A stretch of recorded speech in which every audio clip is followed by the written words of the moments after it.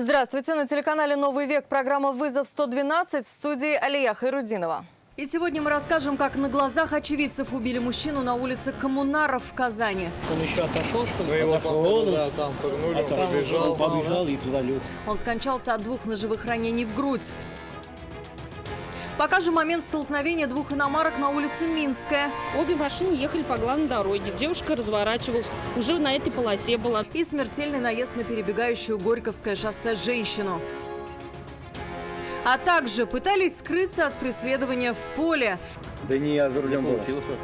Я даже не пил. Водителя «Лады» с признаками опьянения задержали, когда он завяз в размокшей грязи. Это и не только прямо сейчас.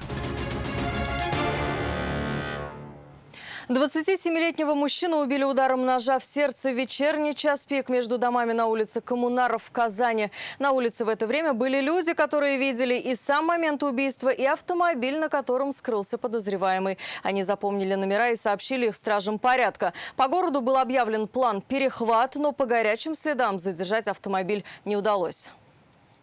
Резанули, уехал для чекурки. Сначала гоняли за человеком, подогнали, пырнули. Потом, кто пырнул, прыгнул через кусты и уехал на четверке черной.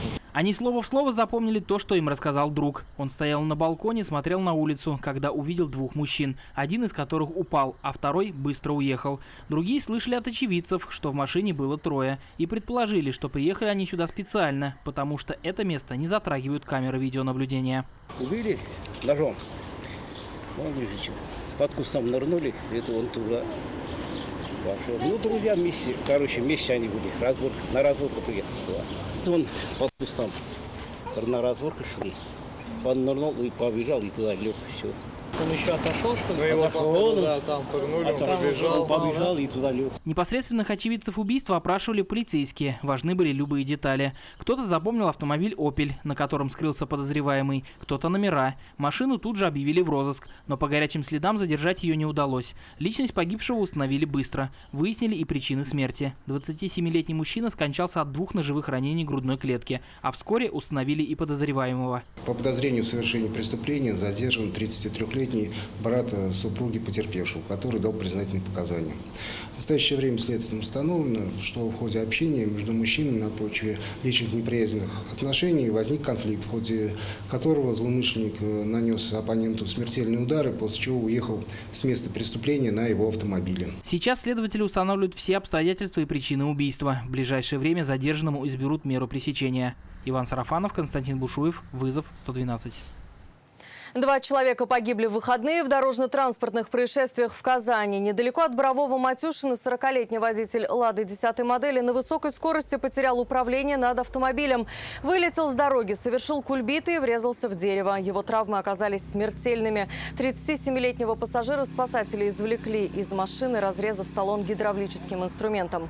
А на Горьковском шоссе, рядом с подземным пешеходным переходом на озере Лебяжье, под колеса «Шкоды» попала 38-летняя женщина. От полученных травм она скончалась еще до приезда медиков. Она с подругой, выйдя из кафе, решила перейти дорогу по проезжей части. Высокий отбойник, который им предстояло преодолеть, их не остановил. Одна из женщин успела перебежать между машин, другая, спрыгнув с ограждения, сразу попала под колеса иномарки. Она скончалась на месте. У женщины остались 3 детей. Ровно через сутки на том же самом месте 38-летний мужчина при точно таких же обстоятельствах попал под колеса «Газели». Он с друзьями также возвращался из кафе. По предварительным данным, в какой-то момент потерял товарища из вида. Вероятно, они пошли по пешеходному переходу. Он же решил перебежать дорогу, но не получилось. Мужчину с тяжелыми травмами госпитализировали. Инспекция города Казани предупреждает о необходимости пересечения проезжих частей по регулируемым и нерегулируемым, также подземным, наземным пешеходным переходам. Женщине-водителю «Форда Фокус» потребовалась медицинская помощь в результате столкновения с Hyundai Tucson на улице Минская в Казани. Легковушка двигалась прямо, женщина-водитель кроссовера стала разворачиваться. Удар пришелся в левую переднюю дверь Hyundai. Оба автомобиля после удара отбросило на обочину встречной полосы. К слову, «Форд» автоледи купила всего несколько дней назад и даже не успела ни оформить автомобиль, ни приобрести ОСАГО, ни даже поменять зимнюю резину на летнюю. Никто из водителей своей вины в ДТП не признавал. Я не знаю, я спал. Он сидел на пассажирском сидении. Проснулся от удара. Сам не пострадал. Помощь медиков потребовалась супруге мужчины, который и сидела за рулем Форда. Пострадал, плотная клетка. Не знаю, может, не страшно. Спустя время полученные в момент столкновения травмы стали давать о себе знать и у водителя Hyundai. И у меня сейчас начинает ушиб. Видимо, ушиб. Вроде сотряса нет. Стекло прилетело. Где-то вот, видимо, какие-то ссадины. Оба автомобиля двигались по улице Минской в одну сторону. Столкнулись, когда женщина-водитель Hyundai стала разворачиваться. С той стороны вот на передней двери удар. Мы по главному ехали, а этот ехал, начал разворачиваться. Меня девушка высадила на остановке и решил поехать домой. Но не уехала. Пассажир Форда считал, его супруга виновата в аварии быть не могла. Они двигались прямо, никаких маневров не совершали. И считал полностью ответственной за случившееся автоледи, управлявшую кроссовером. Это она стала совершать маневр и тем самым создала им помеху. Но у очевидца и подруги хозяйки Hyundai мнение было другое. Обе машины ехали по главной дороге. Девушка разворачивалась. Уже на этой полосе была. Другая девушка ехала и вместо того, чтобы направо, чтобы объехать и соблюдать дистанцию, на этой стороне протаранила машину, которая уже заканчивала маневр. Добавила, что шансов остановиться у Форда практически не было. На автомобиле стояла зимняя шипованная резина, и это сказалось на длине тормозного пути. К тому же и водитель Форда, и пассажиры были сильно уставшие. Мужчина, пассажир легковушки, не отрицал. Мы ездили к родителям, там переночевали, поработали, вот приехали в Казань. А резина зимняя не поменяли? С автосалона так выгнали, 3-4 дня тому назад только машину купила. 4 дня. Не успели оформить это. Но у них не оформлена машина, сейчас на штрафстоянку возят. Ни ПТС нету, ни страховки. Момент столкновения был зафиксирован камерой наблюдения, расположенной на ближайшем доме. Видно, что кроссовер уже повернул на 90 градусов, когда в него врезался Форд. Разворот тут разрешен. К тому же удар на встречной полосе. Окончательные выводы о степени вины каждого из водителей будут сделаны на детальном разборе происшествия. Но по предварительным выводам сотрудников ГИБДД, основная часть вины за произошедшее лежит на водителе Форда. Сирина Сахапова, Константин Бушуев, вызов 112.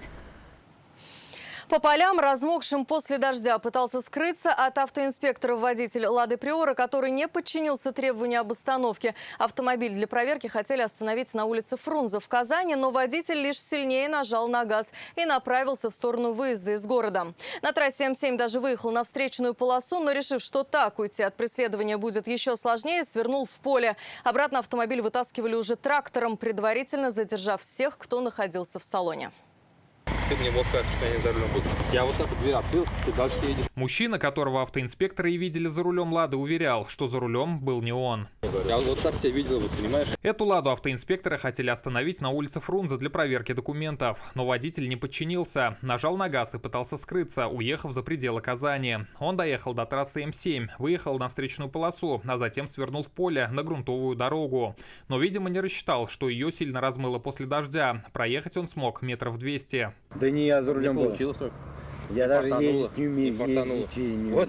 Вот ездить не умеешь, потому что вот и не уехал. В машине находились 4 человека. Всех задержали за неповиновение законному требованию сотрудников полиции. Но пассажиры с этим были не согласны. Говорят, поехали за пивом. Пьян водитель или трезв, никто не спрашивал. Страха точно не было. Было, вот, знаешь, удивление такое.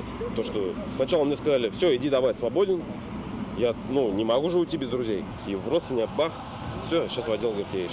Автоинспекторы установили 29-летнего молодого человека, которого они видели за рулем, уже лишали водительских прав за езду в нетрезвом виде. Но срок лишения уже прошел. Научился он только на категорию С, то есть на управление грузовиками. И садиться за руль легковушки права не имел даже без признаков алкогольного опьянения.